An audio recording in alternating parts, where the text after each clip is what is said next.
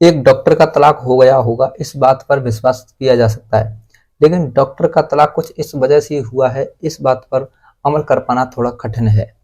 पत्नी जो कि अपने डॉक्टर पति को पसंद करती है और पति जो कि अपनी पत्नी से प्यार करता है, मोहब्बत करता है, पत्नी जो कि किसी अन्य मर्द से संबंध नहीं रखती है और पति जो कि शारीरिक रूप से हष्ट-पुष्ट है और सेक्सुअल रूप से भी फिट है, फिर भी उसकी पत्नी उससे तलाक ले लेती है। दोस्तों, तलाक का ये किस्सा कि आखिर किस वजह से तलाक लिया गया पत्नी के द्वारा बड़ा ही पेचीदा है।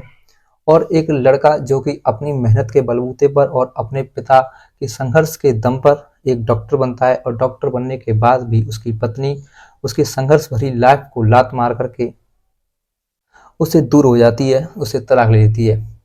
आइए दोस्तों, कहानी में जानते हैं कि आखिर ऐसा क्यों किया उस पत्नी ने। लेकिन कहानी में आगे बढ़ने से पहले आगे आपसे यही रिक्वेस्ट है कि इस वीडियो को लाइक कर दीजिए और अगर चैनल पर पहली बार विजिट कर रहे हो तो चैनल को सब्सक्राइब कर लीजिए। चलिए दोस्तों, कहानी की शुरुआत करता हूँ। दोस्तों, रमेश जो कि एक रिक्शा चालक थे, अपना रिक्शा चला करके अपना गुजारा करते थे। उनका बेटा अवतार जो कि अब 8 वर्ष का हो चुका है और उनकी पत्नी जब अवतार को इस दुनिया में जन्म दे रही थी तभी उनका निधन हो गया था। जो रमेश जी थे वो मानते थे कि उनकी पत्नी का निधन उनके डॉक्टर्स की लापरवाही की वजह से हुआ है, तो उन्होंने उसी दिन ठान लिया कि वो अपने बच्चे अवतार को एक डॉक्टर बनाएंगे। बस दोस्तों, अपने बच्चे को डॉक्टर बनाने की तलब में वो दिन रात मेहनत करते हैं और इसी ख्वाहिश में काम करते हैं कि उनका बच्चा, उनका लड़का एक दिन डॉक्टर बन जाएगा।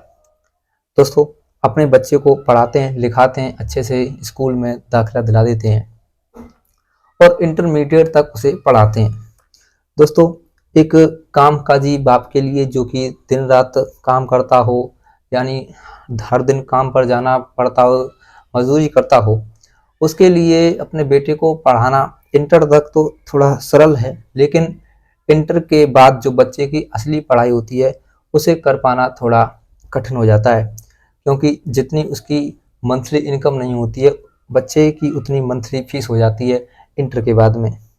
लेकिन जो रमेश जी थे उन्होंने ठान लिया था बचपन में ही, जब छोटा बच्चा था उनका अवतार, तो उन्होंने ठान लिया था कि वो अपने बच्चे को डॉक्टर बनाएंगे।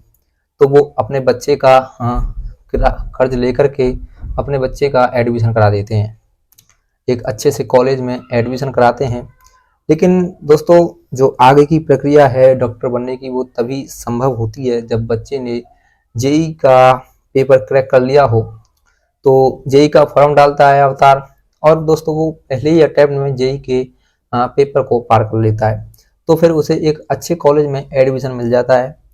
दोस्तों, एडमिशन मिलने के बाद में उसकी जो फीस होती है वो बड़ी महंगी होती है, लेकिन पिताजी उसे कहते हैं कि बेटा कोई बात नहीं है, तुम अपनी पढ़ाई पर फोकस करो, मैं पैसे की व्यवस्था करता रहूँगा। तो अवतार बोलता है कि पिताजी, अगर मैं जानता हूँ कि आपसे ये नहीं हो पाएगा, पैसे आप कहाँ से लाओगे इतने ढेर सारे, मैं चाहता हूँ कि मैं कोई छोटी मोटी जॉब ही कर लूँ जिससे घर का गुजारा हो और आप जो इतने लाइफ में इतनी एज में काम करें ये मुझे पसंद नहीं है। तो मैं चाहता हूँ कि मैं कोई अन्य काम करके आपको घर बिठाना चाहता हूँ। दोस्तों, बाप इस बात से अवतार की से थोड़ा नाराज हो जाते हैं और अपने बच्चे पर चिल्लाते हुए कहते हैं कि क्या मैंने तुम्हें इसी दिन के लिए पढ़ाया था कि तुम मुझसे कह सको कि मैं डॉक्टर नहीं बनना चाहता हूँ। दोस्तों, ये जो अवतार था ये दरअसल डॉक्टर नहीं बनना चाहता था, ये कोई प्राइवेट सेक्टर में काम करना चाहता था और अपने बाप को घर बिठा करके जवानी में ही खिलाना चाहता था। जब इसने अपने बाप को ये बात बताई कि वो डॉक्टर नहीं बनना चाहता है, तो बाप उस पर बहुत ही ज़्यादा क्रोधित हुए। उन्होंने कहा कि बेटे, अगर तुम डॉक्टर नहीं बनना चाहते तो मत बनो, लेकिन आगे तुम मेरा ये जो मुंह है वो कभी भी नहीं देख पाओगे। मेरा सपना है कि तुम पढ़ लिख करके डॉक्टर बनो और मेरे इस सपने को तुम पूरा करो।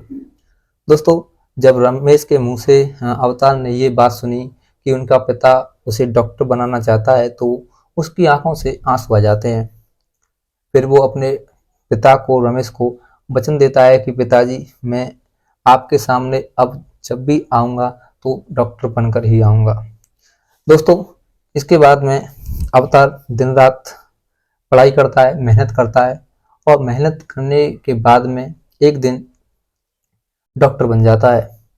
दोस्तों, डॉक्टर बनने तक के सफ़र में सबसे ज़्यादा जो संघर्ष होता है वो अवतार के पिता रमेश का होता है, जो कि अवतार की पढ़ाई के लिए, अवतार की फीस के लिए, जो कि एक ही रोजगार का एक ही एकमात्र जो चीज़ थी उसके पास रिक्शा, उसे भी वो बेच देता है और उसे बेचने के बाद में दिन दिहाड़ी मजदूरी करता है और दिन में 500 साढ़े 500 रुपये कमा करके बच्चे की फीस को भरता है। दोस्तों, अपने संघर्ष भरी लाइफ को, अपने पिताजी को देख करके जो अवतार था वो मन ही मन रोने लगता है, दुखी हो जाता है। जब अपने पिता से डॉक्टर बनने के बाद मिलता है तो पिता का जो सीना होता है वो गर्व से चौड़ा हो जाता है। बाप छाती चौड़ा करके चलने लगता है। दोस्तों, लेकिन बाप की आंखों में आंसू होते हैं। दोस्तों, अवतार डॉक्टर बन जाता है। डॉक्टर बनने के बाद में वो ऐसे ही छोटे मोटे जो बड़े डॉक्टर थे उनके नीचे छोटे मोटे कामों को किया करता, कभी सुई लगाता, कभी किसी का ट्रीटमेंट किया करता, ऐसे वो काम करता है। क्योंकि दोस्तों ये एक ट्रेनिंग होती है डॉक्टर की, तो ऐसा ही चलता रहता है। तब तक जो था वो एक अच्छा डॉक्टर नहीं था, एक बड़ा डॉक्टर नहीं था, एक नामी डॉक्टर नहीं था। तो उसकी शादी एक मेघा नाम की लड़की से करती जाती है। कुछ सालों तक मेघा जो थी वो अपने पति के साथ खुश रहती है और अपने पति को पसंद करती है, उसे प्यार करती है। जब अवतार काम पर चला जाता और उसका पिता जब रिक्शा चलाने के लिए चला जाता तो मेघा अपने पड़ोसियों के पास जब बैठती तो पड़ोसी उसे बताते हैं कि तुम्हारा जो पिता है, जो ससुर है, वो रिक्शा चला कर के काम करता है और इसने रिक्शा चलाना बंद कर दिया था अपने बच्चे की पढ़ाई के लिए और मजदूरी पर चला गया था। और ये जो तुम्हारा पति है इसने भी मजदूरी की है।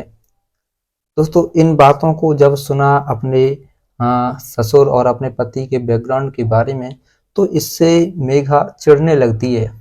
उसे ये सब ठीक नहीं लगता है कि उसके ससुर ने ऐसा काम भी किया है, उसके पति ने ऐसा काम भी किया है। वो अब उसी दिन से मन बना लेती है कि वो अब वहाँ नहीं रहेगी। दोस्तों, फिर वो अपने पति से कहती है कि मैं तुम्हारे साथ नहीं रह सकती हूँ, मुझे तलाक चाहिए। तो रमेश उसे समझाता है कि आखिर तुम्हें तलाक क्यों चाहिए। तो वो बताती है कि मुझे तलाक इस वजह से चाहिए। रमेश उसे समझाता है बार बार कि जो किस्मत होती है हर किसी की ऐसी ही नहीं होती है, किसी किसी की ऐसी भी होती है कि उसे संघर्ष करना पड़ता है, उसे सब कुछ करना पड़ता है, बुरे काम भी करने पड़ते हैं, बुरे दिन भी देखने पड़ते हैं। लेकिन तुम इस बात से के ऊपर कैसे निर्भर रह सकती हो कि तुम्हारे पति का और तुम्हारे ससुर का जो बैकग्राउंड है वो अच्छा होना चाहिए। तुम जो है वो बैकग्राउंड को क्यों देख रही हो। अब देखो, अब फिलहाल हम क्या कर रहे हैं क्या नहीं कर रहे हैं। अगर हम कुछ गलत काम कर रहे हैं तो तुम हमसे तलाक ले सकती हो। तुम्हें तलाक लेने की आखिर क्या जरूरत है। दोस्तों, मेघा रमेश की बातों से सहमत होती ही नहीं है और वो अपनी पति की बातों को इग्नोर करते हुए अपने पति से कहती है कि मुझे आपके ये प्रवचन नहीं सुनने, मुझे केवल आपसे तलाक चाहिए। बार बार समझाने के बाद भी मेघा की समझ में कुछ भी नहीं आता है और वो उससे तलाक ले लेती है। दोस्तों, तलाक हो जाने के बाद में रमेश और उसका बेटा अवतार दोनों मेहनत करते हैं। रमेश अपना रिक्शा चलाता है और अवतार डॉक्टर की तैयारी अच्छे से करता है। तैयारी करते करते उसे अनुभव हो जाता है और अपनी पढ़ाई से भी उसे अनुभव हो जाता है और फिर वो एक साल के अंदर ही एक नामी डॉक्टर बन जाता है। नामी डॉक्टर जब बन जाता है तो उसका नाम चारों ओर हो जाता है और चारों ओर नाम जब हो जाता है तो बहुत से मरीज उसके पास आते हैं और उससे जब अपना इलाज करवाते हैं तो एकदम से ठीक हो जाते हैं। दोस्तों, उसकी लाइफ जो थी वो एक सक्सेसफुल लाइफ बन जाती है।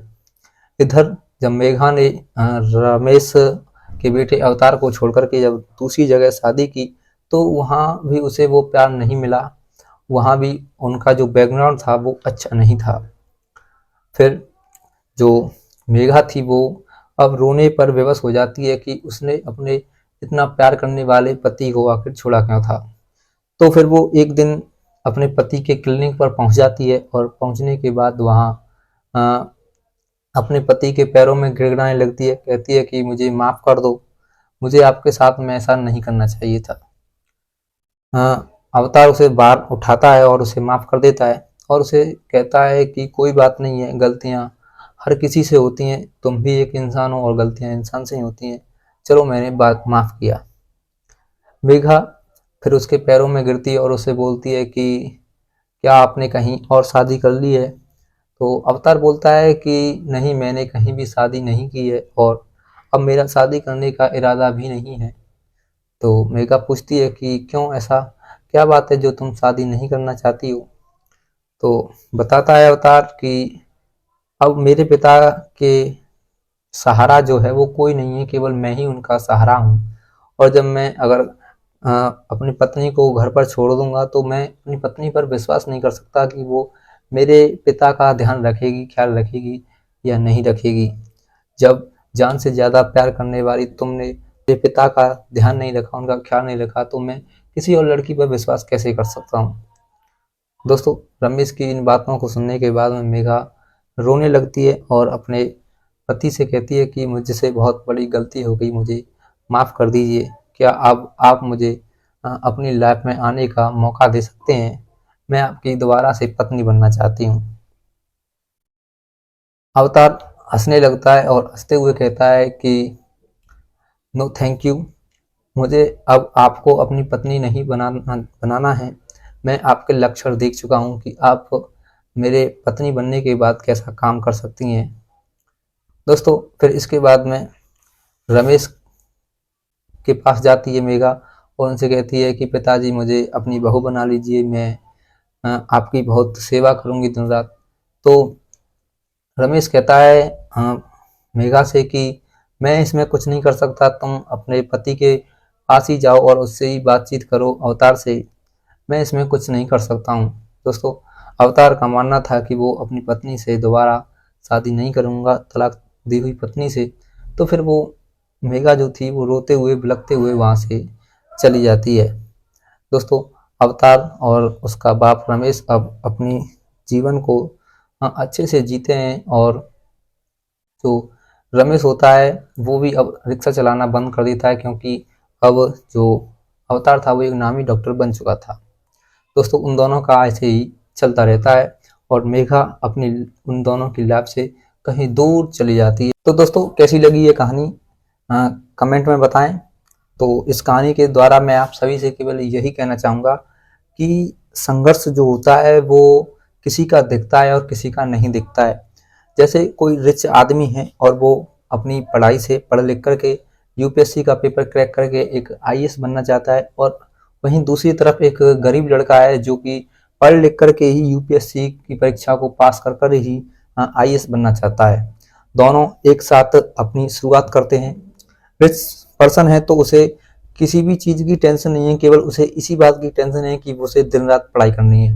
दोस्तों, फिर वो दिन रात पढ़ाई करता है और अपनी संघर्ष भरी लाइफ में यानी कि 24 घंटे में से 16-17 घंटे पढ़ाई करता है। और दूसरी तरफ एक गरीब आदमी जो कि उसी दिन से तैयारी करता है और तैयारी करने के बाद उस पर दो तरह की टेंशन होती हैं। एक तो उसे दिन रात पढ़ाई करनी है, दूसरी उसे उस पढ़ाई के लिए प्रिपरेशन के लिए पैसों की आवश्यकता है और उसे पैसों की आवश्यकता को पूरा करने के लिए काम करने की जरूरत है और वो दिन में काम पर जाता है। दोस्तों, रात में पढ़ाई करता है, दिन में काम पर जाता है, तो ये उसका संघर्ष है। और एक रिच आदमी का संघर्ष ये है कि वो 16-17 घंटे पढ़ाई करता है। तो दोस्तों, संघर्ष हर किसी की लाइफ में होता है, किसी का संघर्ष दिखाई देता है और किसी का संघर्ष दिखाई नहीं देता है। तो मैं मानता हूँ कि संघर्ष इस व्यक्ति का है जो कि गरीब है, जो कि पढ़ाई भी करता है और पढ़ाई करने के साथ साथ कमाई भी करता है, क्योंकि बिना कमाई के पढ़ाई कर पाना मुश्किल है, कठिन है। तो दोस्तों आपसे यही रिक्वेस्ट करना चाहूँगा कि किसी के भी संघर्ष को गाली ना दें और संघर्ष को ही अपनी प्रेरणा बना लें कि ये व्यक्ति अपने संघर्षों की वजह से और अपने कर्मों की वजह से यहाँ पर है। तो दोस्तों कैसी लगी ये कहानी कमेंट में बताएं। मिलता हूँ अगली ऐसी ही सच्ची कहानी के साथ, तब तक के लिए जय हिंद जय भारत।